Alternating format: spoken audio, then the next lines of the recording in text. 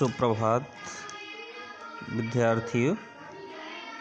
कल हम कक्षा 10 में जो पंचम पाठ त्रैलिका वाला है उसके 6 श्लोकों का अर्थ कर चुके थे। आइए अब हम 7वें श्लोक का अर्थ समझते हैं। देखिए 7वां श्लोक देखते हैं। केशवं पतितं दृष्ट्वा द्रोणः हर्षमुपागतः रुदन्ति कौरवाः सर्वे हा हा केशव केशव।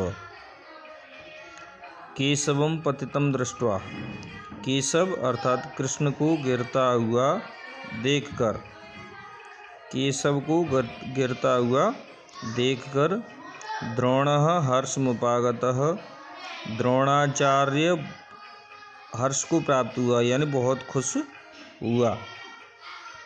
रुदन्ति कौरवाः सर्वे, सभी कौरव रोने लगते हैं। सभी कौरव में वो कैसा करने लगते हैं? रोने लगते हैं। हा हा केशव केशव, हाय केशव हाय केशव।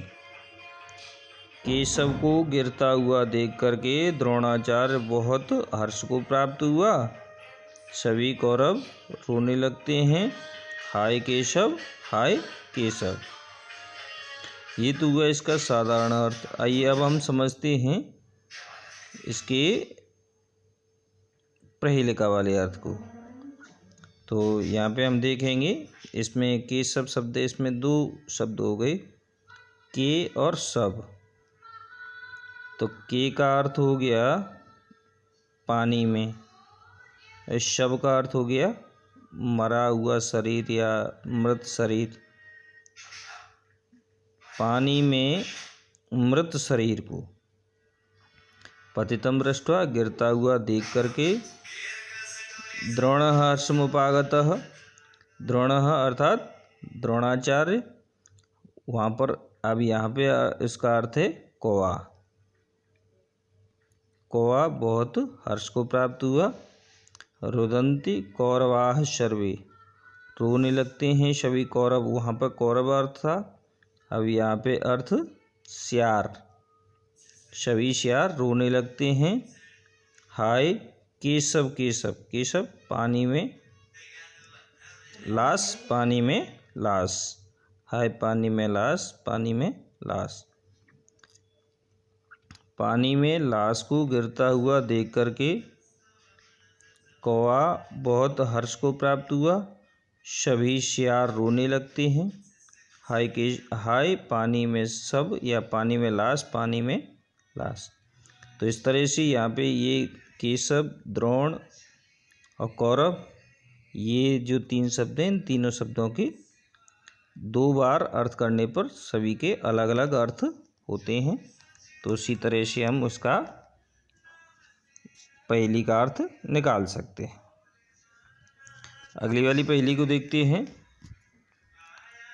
अपदो दूरगामी च साक्षरो न च पंडितः, अमुखः स्फुटवक्ता च यो जानाति सः पंडितः। अपदः बिना पैर वाला है, दूरगामी च लेकिन दूर तक जाता है, साक्षरः साक्षर है, न च पंडितः लेकिन विद्वान नहीं है, अमुखः मुख रहित है, स्फुटवक्ता च लेकिन स्पष्ट कहता है, यो जानाति सः पंडितः जो जानता है वही विद्वान है। बिना पैर वाला है लेकिन दूर तक जाता है, साक्षर है लेकिन विद्वान नहीं है, बिना मुँह वाला है लेकिन स्पष्ट कहता है, जो जानता है वही विद्वान है। तो ये एक जो पहेली है ये अश्वपदोत्तर पहेली है। अश्वपदोत्तर पहेली का अर्थ मैंने बताया था कि यह जो पहेली है इसका उत्तर इसी में नहीं है। स्वपदोत्तर पहेली का अर्थ, ये सभी स्वपदोत्तर पहेलियाँ थी जो भी आपने पढ़ी 7 तक, ये अश्वपदोत्तर पहेली है। इसका अर्थ हमें दूसरी जगह से ढूंढना है, यानी ऐसी कौन सी चीज़ है जो बिना पैर वाली है लेकिन दूर तक जाती है, साक्षर है लेकिन विद्वान नहीं है। बिना मुंह वाली है लेकिन स्पष्ट कहती है, जो जानता है वो ही विद्वान है। तो इसका हम अशब्दोत्तर पहेली का अर्थ हम निकालेंगे तो इसका उत्तर निकलेगा पत्र। क्या निकलेगा?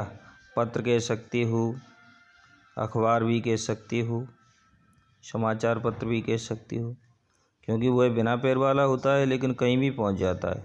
पत्र है वो उसकी कोई पैर नहीं होती, कहीं तक भी पहुंच जाता है। साक्षर होता है, अक्षर उस पर लिखे हुए होते हैं लेकिन वह विद्वान नहीं होता। मुख विहीन होता है, उसके मुख नहीं होता किंतु वह स्पष्ट कहता है, जो बात भी कहता है वो क्या करता है?